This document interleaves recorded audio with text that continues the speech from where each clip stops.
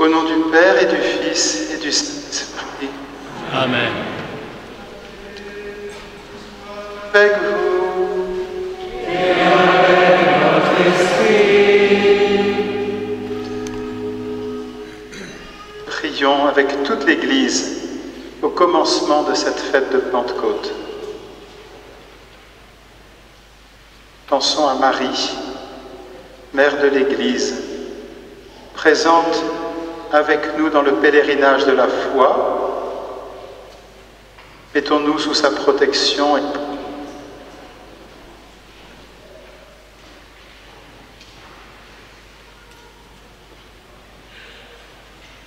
Dieu éternel et tout-puissant, tu as voulu que la célébration du mystère de Pâques dure 40 jours et s'achève avec la Pentecôte. Fais que les hommes, en proie aux divisions de toutes sortes, soient rassemblés par l'Esprit Saint pour que de gloire, par Jésus-Christ ton Fils, notre Seigneur et notre Dieu, qui est vivant avec toi et le Saint-Esprit, maintenant et pour les siècles des siècles. Amen.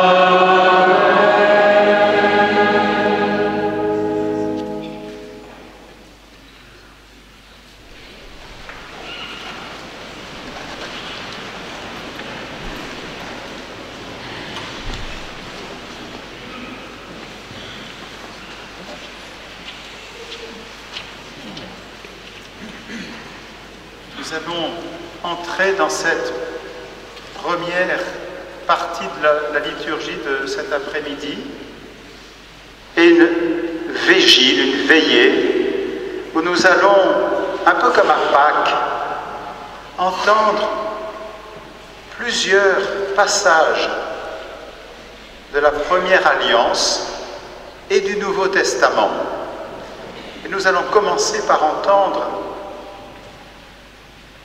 le chapitre 11 du livre de la Genèse, qui est comme le contraire de la Pentecôte, comme une Pentecôte inversée, comme si les hommes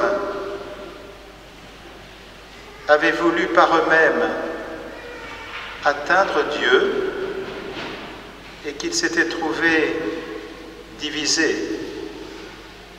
Nous écoutons comment le Seigneur vient, à travers le péché du peuple, dire aussi que ce n'est pas dans l'uniformité que se trouvera l'Église, mais dans la plénitude des dons très variés de l'unique Esprit.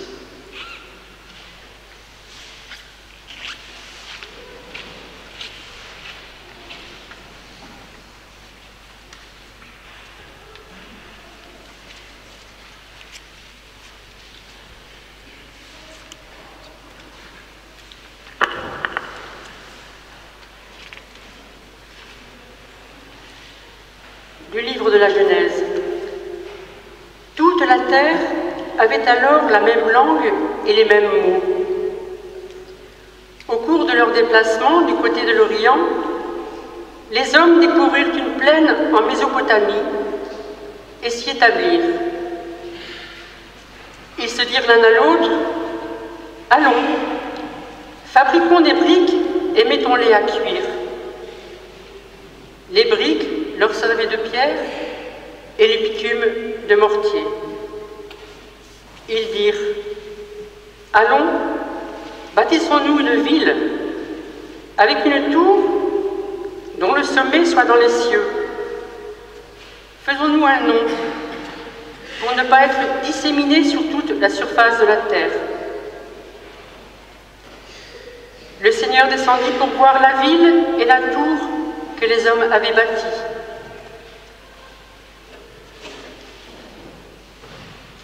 Et le Seigneur dit, « Ils sont un seul peuple, ils ont tous la même langue, S'ils commencent ainsi, rien ne les empêchera désormais de faire tout ce qu'ils décideront.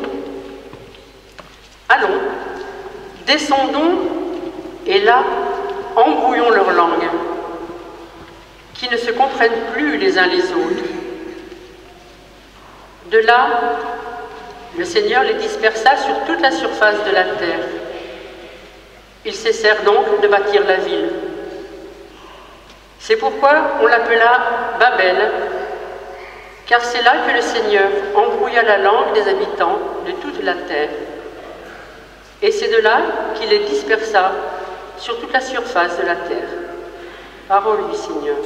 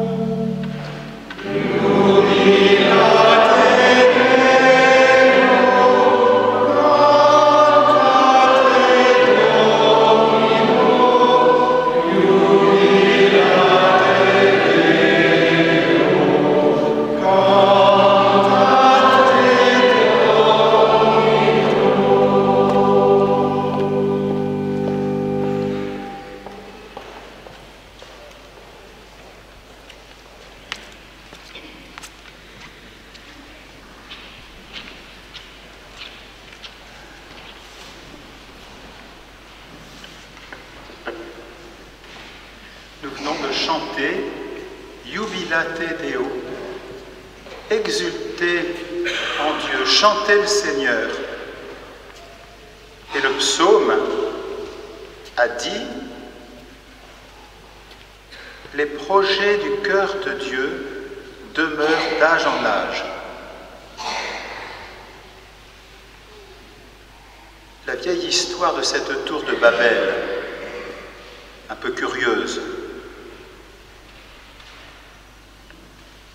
Qu'est-ce qu'elle nous dit aujourd'hui?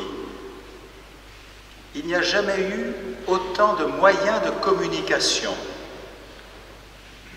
Il n'y a jamais eu autant de facilité pour transmettre des messages.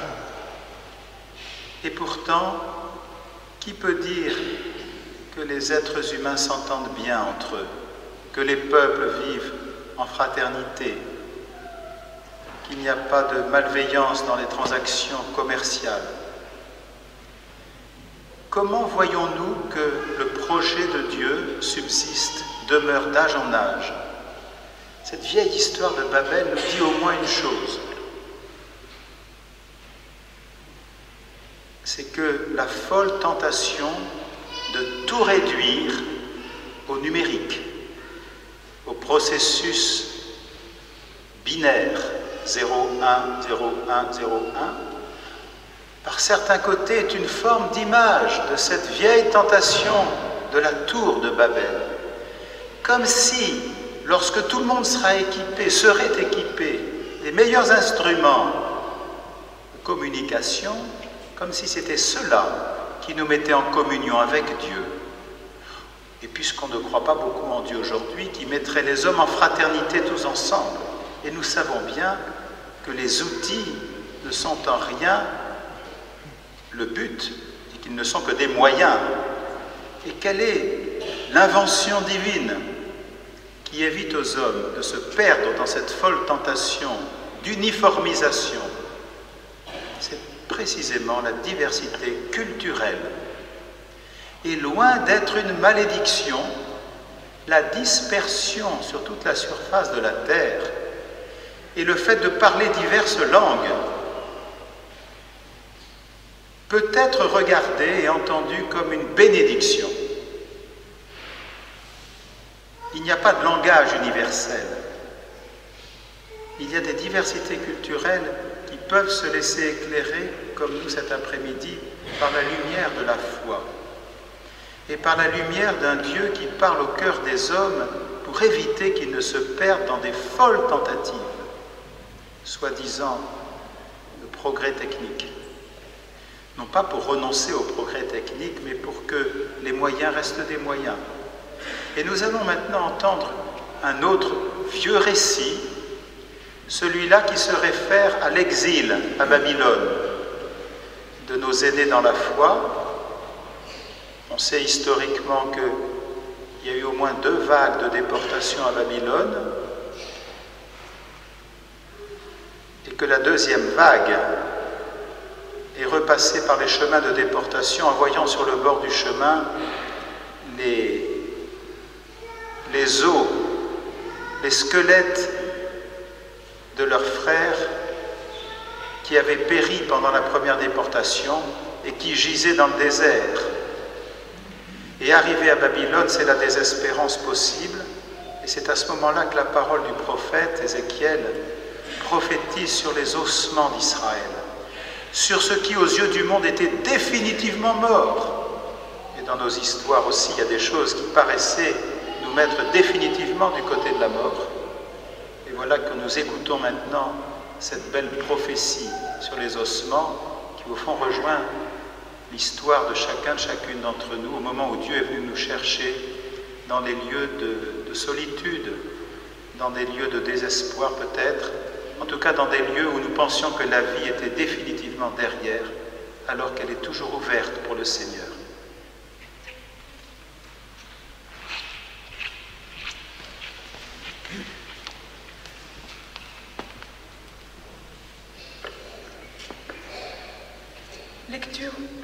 Lecture du livre d'Ézéchiel.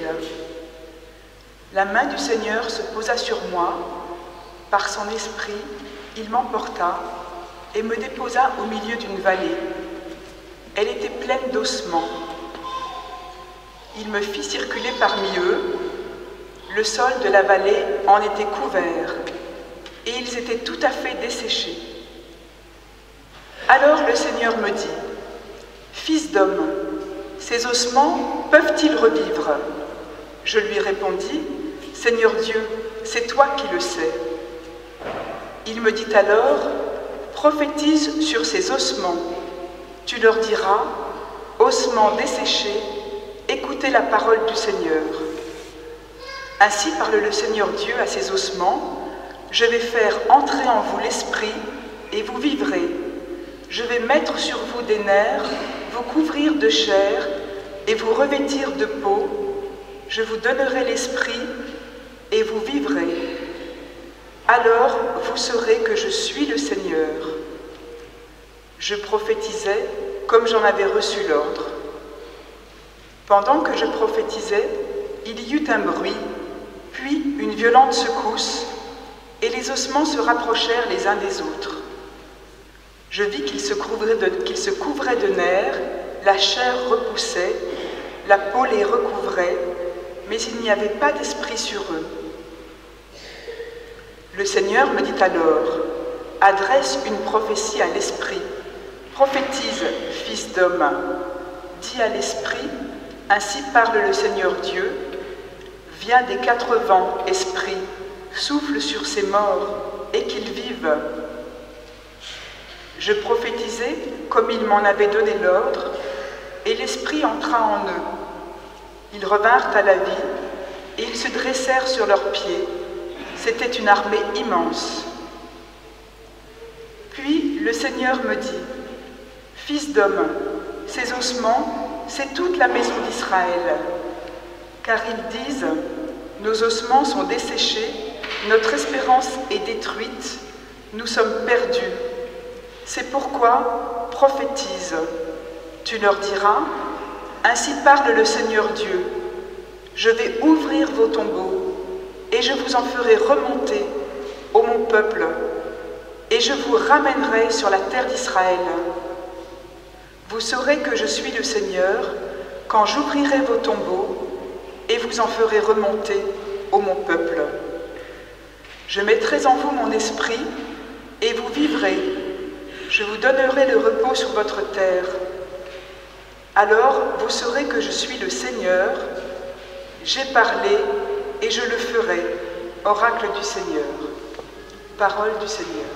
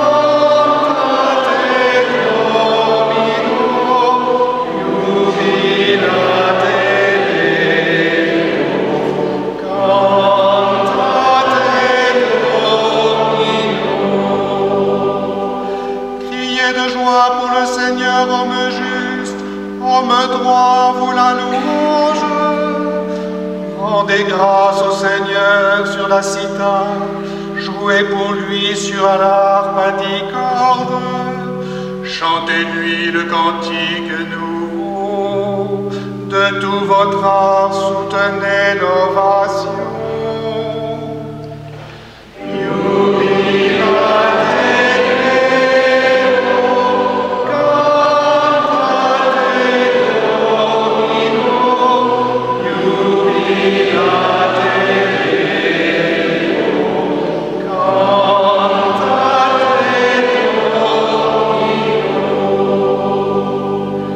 Le Seigneur a fait les cieux par sa parole, l'univers par le souffle de sa bouche. Il amasse, il retient l'eau des mers, les océans, il les garde en réserve.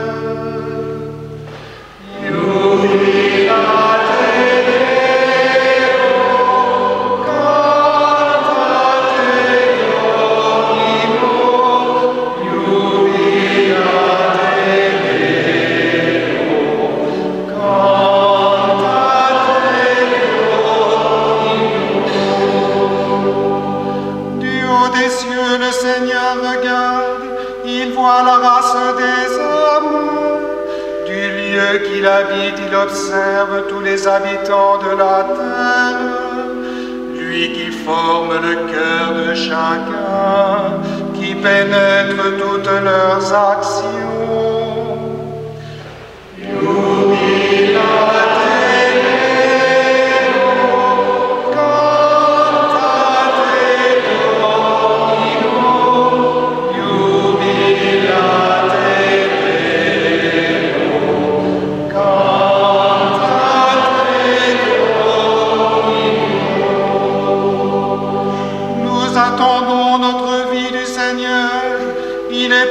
Un appui, un bouclier, la joie de notre cœur vient de lui, notre confiance est dans son nom très saint.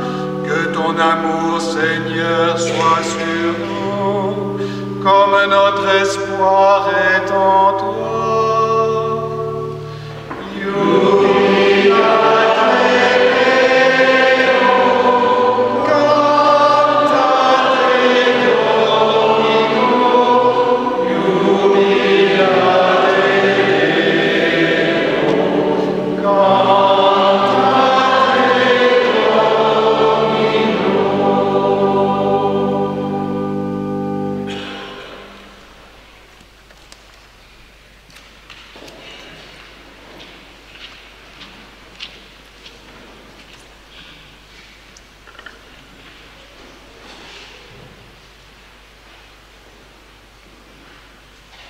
La joie de notre cœur, d'où vient-elle?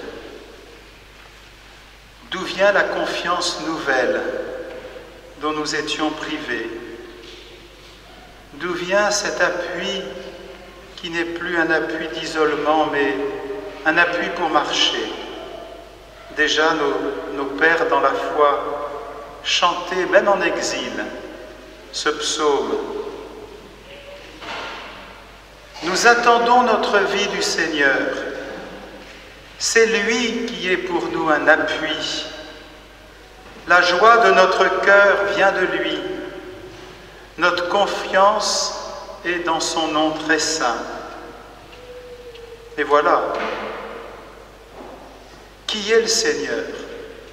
Quel est son nom? Comment le connaître? Que signifie le prier? Toute chose, toute question qui était déjà portée par nos anciens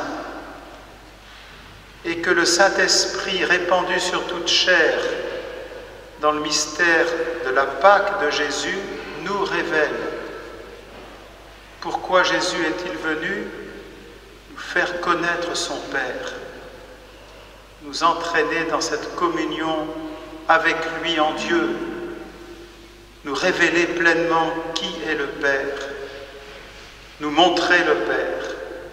Pape Benoît XVI disait « Apporter Dieu vraiment sur la terre ». Et nous entrons progressivement, mais pas tout de suite, dans le récit qui va venir de la Pentecôte,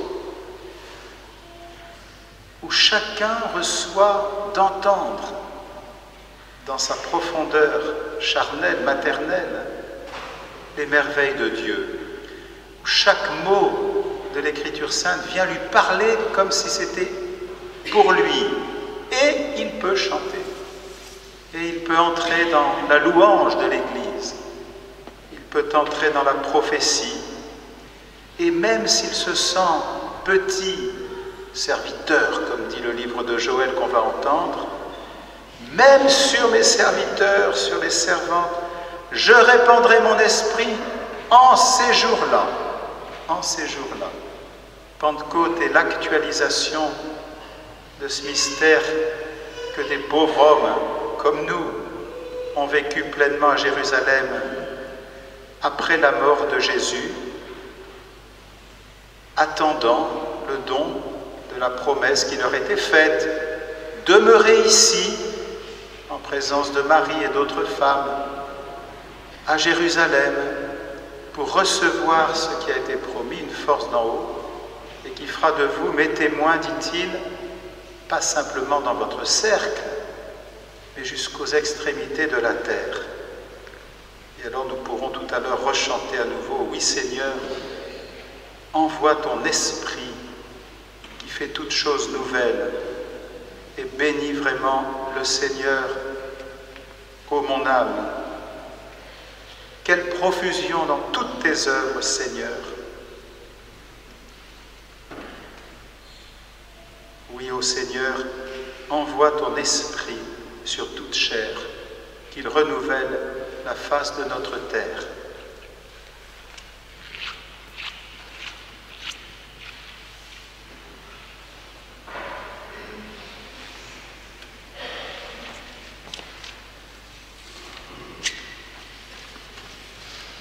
Lecture du livre de Joël.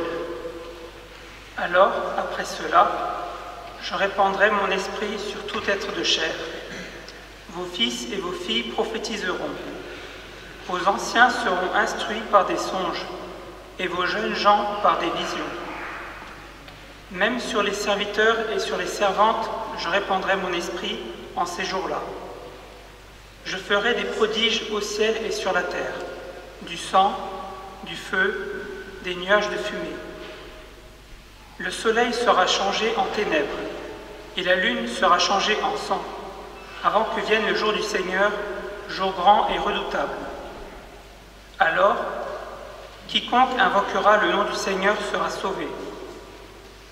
Car sur la montagne de Sion et à Jérusalem, il y aura des rescapés, selon la parole du Seigneur, les survivants que le Seigneur convoque. Parole du Seigneur.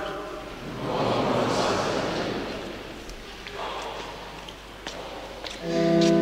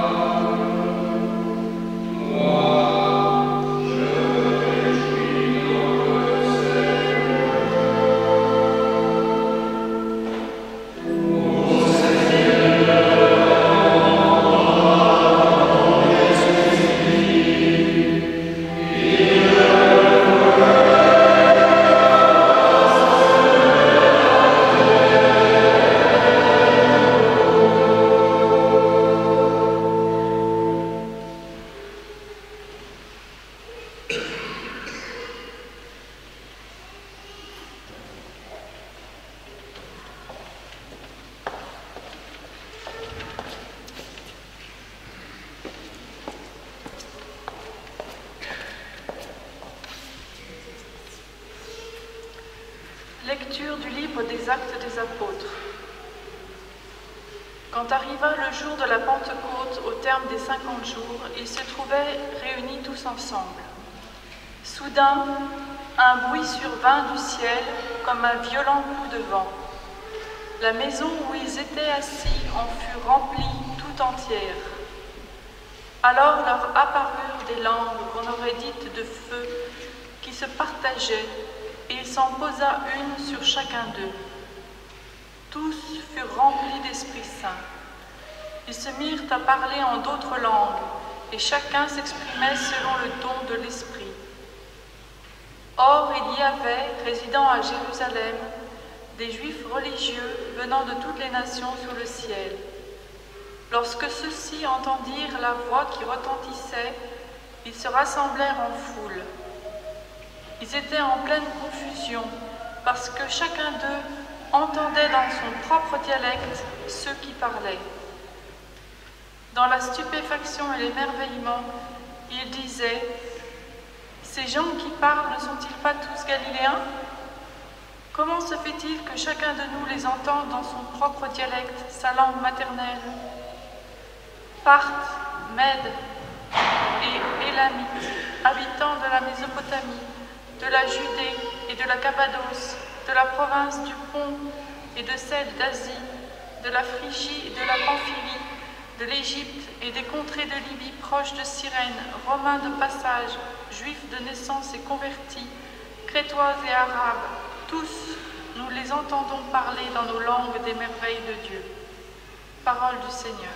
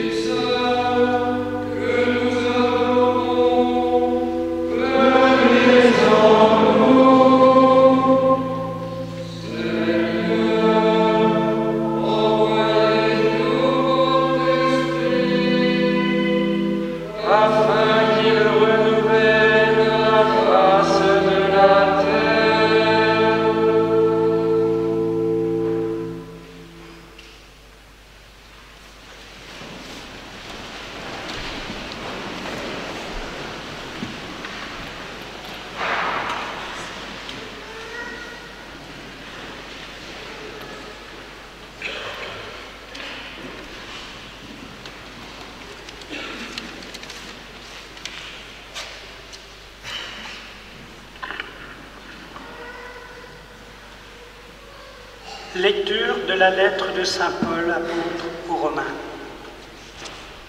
En effet, ceux qui se conforment à la chair tendent vers ce qui est charnel. Ceux qui se conforment à l'esprit tendent vers ce qui est spirituel.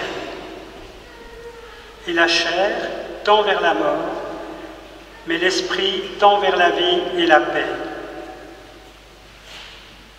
Car la tendance de la chair est ennemie de Dieu. Elle ne se soumet pas à la loi de Dieu. Elle n'en est pas capable.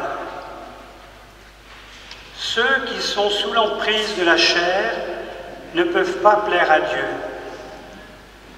Or vous n'êtes pas sous l'emprise de la chair, mais sous celle de l'esprit, puisque l'Esprit de Dieu habite en vous. Celui qui n'a pas l'Esprit du Christ ne lui appartient pas. Mais si le Christ est en vous, le corps, il est vrai, reste marqué par la mort à cause du péché. Mais l'Esprit vous fait vivre puisque vous êtes devenus des justes. Et si l'Esprit de celui qui a ressuscité Jésus d'entre les morts habite en vous, celui qui a ressuscité Jésus, le Christ, d'entre les morts donnera aussi la vie à votre corps mortel par son Esprit qui habite en vous. Ainsi donc, frères, nous avons une dette, mais elle n'est pas envers la chair, pour devoir vivre selon la chair. Car si vous vivez selon la chair, vous allez mourir. Mais si, par l'Esprit, vous tuez les agissements de l'homme pécheur, vous vivrez. En effet, tous ceux qui se laissent conduire par l'Esprit de Dieu, ceux-là sont fils de Dieu. Vous n'avez pas reçu un esprit qui fait de vous des esclaves et vous ramène à la peur. Mais vous avez reçu un esprit qui fait de vous des fils. Et c'est en lui que nous crions « Abba », c'est-à-dire « Père ». C'est donc l'Esprit Saint lui-même qui atteste à notre esprit que nous sommes enfants de Dieu. Puisque nous sommes ses enfants, nous sommes aussi ses héritiers, héritiers de Dieu, héritiers avec le Christ, si du moins nous souffrons avec lui pour être avec lui dans la gloire. J'estime, en effet, qu'il n'y a pas de commune mesure entre les souffrances du temps présent et la gloire qui va être révélée pour nous. En effet, la création attend avec impatience la révélation des fils de Dieu. Car la création a été soumise au pouvoir du néant, non pas de son plein gré, mais à cause de celui qui l'a livré à ce pouvoir. Pourtant, elle a gardé l'espérance d'être, elle aussi, libérée de l'esclavage, de la dégradation, pour connaître la liberté de la gloire donnée aux enfants de Dieu. Nous le savons bien, la création tout entière gémit. Elle passe par les douleurs d'un enfantement qui dure encore. Et elle n'est pas seule. Nous aussi, en nous-mêmes, nous gémissons. Nous avons commencé à recevoir l'Esprit Saint, mais nous attendons notre adoption et la rédemption de notre corps. Car nous avons été sauvés, mais c'est en espérance. Voir ce qu'on espère, ce n'est plus espérer. Ce que l'on voit, comment peut-on l'espérer encore? Mais nous, qui espérons ce que nous ne voyons pas, nous l'attendons avec persévérance. Bien plus, l'Esprit Saint vient au secours de nos faiblesses, car nous ne savons pas prier comme il faut. L'Esprit lui-même intercède pour nous par des gémissements inexprimables. Et Dieu, qui scrute les cœurs, connaît les intentions de l'Esprit, puisque c'est selon Dieu que l'Esprit intercède pour les fidèles. Parole du Seigneur.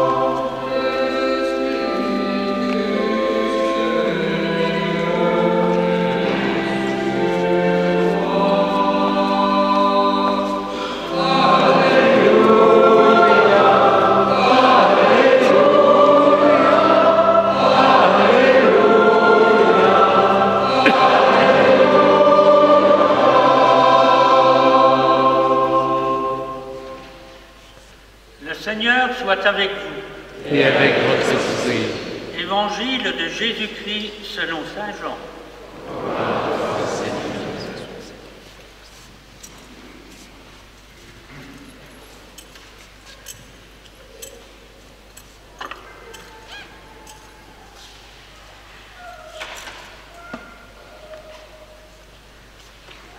Jésus déclara: « Pour un peu de temps encore, je suis avec vous. Puis je m'en vais auprès de celui qui m'a envoyé. Vous me chercherez et vous ne me trouverez pas. Et là où je suis, vous ne pouvez pas venir. Les Juifs se dirent alors entre eux, « Où va-t-il bien partir pour que nous ne le trouvions pas? Va-t-il partir chez les nôtres, dispersés dans le monde grec, afin d'instruire les Grecs? Que signifie cette parole qu'il a dit? Vous me chercherez et vous ne me trouverez pas. Et là où je suis, vous ne pouvez pas venir. » Au jour solennel où se terminait la fête, Jésus, debout, s'écria, « Si quelqu'un a soif, qu'il vienne à moi et qu'il boive. Celui qui croit en moi, comme dit l'Écriture, de son cœur couleront des fleuves d'eau vive. » En disant cela, il parlait de l'Esprit Saint, qui allait recevoir ceux qui croiraient en lui. En effet, il ne pouvait y avoir l'Esprit, puisque Jésus n'avait pas encore été glorifié.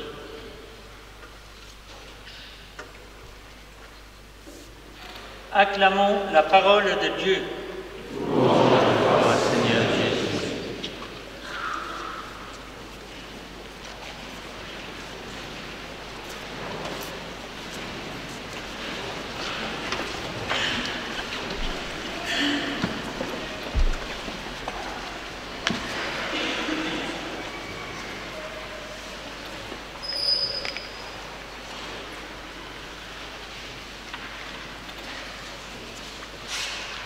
C'est la contemplation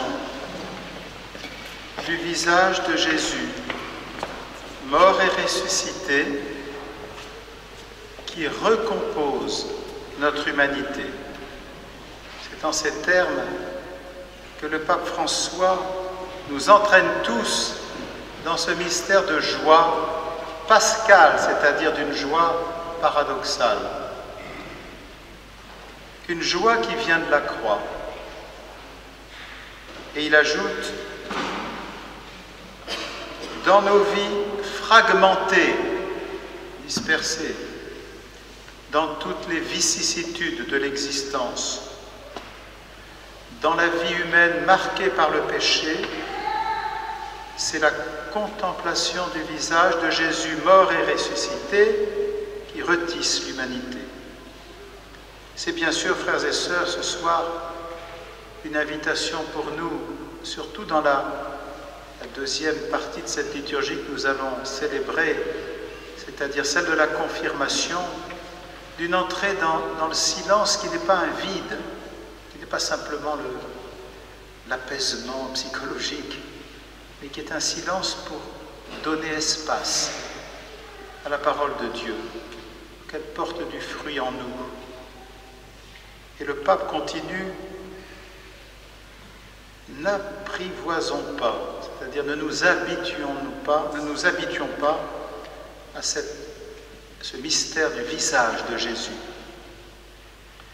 J'ose donc te demander, et le pape emprunte ici les mots admirables de saint Bernard de Clairvaux, bourguignon. Et oui, j'ose donc te demander, y a-t-il des moments dans ta vie où tu te mets vraiment en la présence du Christ en silence? Des moments où tu restes avec lui sans te presser? Des moments où tu te laisses regarder par lui? Est-ce que tu laisses son feu embraser ton cœur? Si tu ne lui permets pas de nourrir la chaleur de son amour et de sa tendresse, tu n'auras pas de feu. Et ainsi, comment pourras-tu enflammer le cœur des autres par ton témoignage et par tes paroles? Et si devant le visage du Christ, tu ne parviens pas à te laisser guérir et à te laisser transformer, pénètre alors les entrailles du Seigneur. Entre dans ses plaies, car c'est là que la miséricorde de Dieu a son trône. Saint Bernard de Clairvaux. Et le pape continue. Je prie pour que nous ne considérions pas le silence de la prière comme une évasion qui nierait, qui mettrait à côté le monde qui nous entoure. Le pèlerin russe, c'est ce personnage très important dans l'Orient, qui récitait toujours intérieurement cette prière du cœur, Seigneur Jésus-Christ, Fils du Dieu vivant, aie pitié de moi, pécheur. Le pèlerin russe, donc, qui marchait continuellement dans cette prière continuelle, raconte que cette prière ne le séparait aucunement de la réalité extérieure. Et voici ce que disait le pèlerin russe. Lorsqu'il m'arrivait de rencontrer les gens, il me semblait aussi aimable que s'ils avaient été les plus chers de ma famille. Ce bonheur n'illuminait pas seulement l'intérieur de mon âme, mais le monde extérieur aussi m'apparaissait sous un aspect ravissant. Seule la lumière de la croix nous permet d'entrer dans cette communion-là avec le Christ.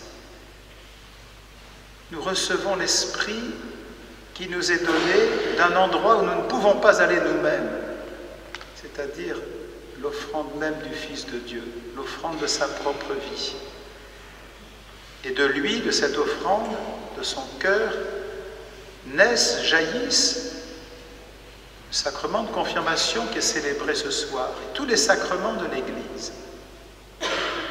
Aussi, nous entrons maintenant dans cette liturgie de la confirmation, avec au cœur, bien sûr, tout ce que le Seigneur nous dit dans ses lectures, tout ce qui nous éclaire, aussi la grande attente, pas seulement pour ce soir, mais pour toute l'existence, de voir le visage du Christ et d'attendre cette révélation qui nous met toujours en marche, qui nous permet de ne jamais nous arrêter quelque part.